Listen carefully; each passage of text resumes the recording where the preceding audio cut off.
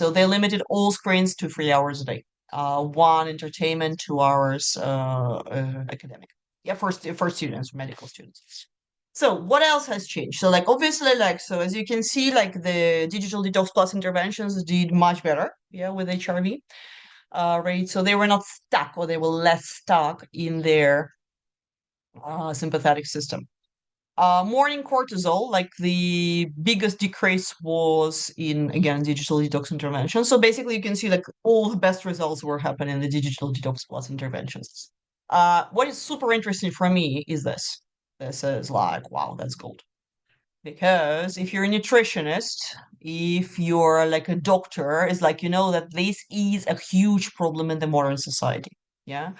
It's like basically when you have a high level of inflammation, yeah, it's like your digestion is not working, you're not metabolizing, you can be eating healthy food, you're still not able to metabolize it, and so on. Yeah, so that's a huge one. If this is really true that by limiting, yeah, our screen time, we can actually reduce inflammation, this is huge. Yeah. And this is, by the way, what we also saw, like we did like a little study informal, like with cancer patients, that their recovery rate were better, which means like the inflammation was reduced. But now we're looking if we can see like the actual design the actual scientific study because this is anecdotal. Lena. I'm just looking at all of this and I'm thinking this is amazing. And then I'm thinking, how do you apply it to like everyday life? And I'm wondering how long does it take for the biomarkers to improve?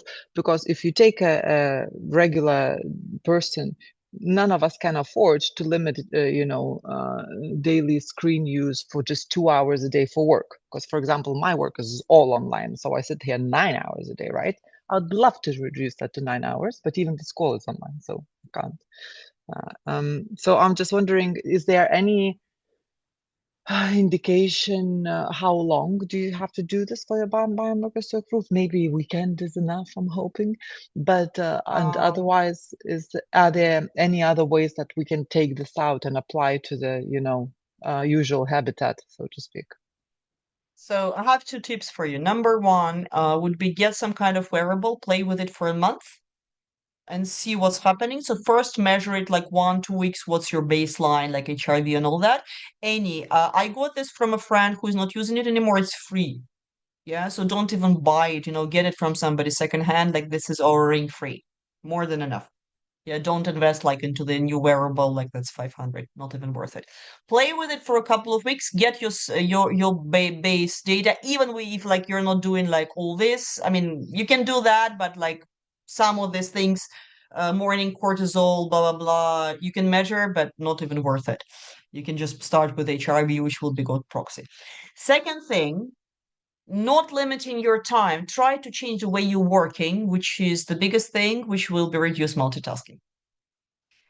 And this is where I would argue, yes, you can do that. Yes. So use the apps, like do like, breaks, whatever it is. Yeah. No screens before going to bed, all these things we've spoken about. See if this is going to already start impacting it, right? Then if you want to do like a bit more like interesting study, yes, okay, like do inflammation markers before and after. Yeah, but I absolutely am sure that the main thing is not just the screen time, but actually what you're doing, how you're working.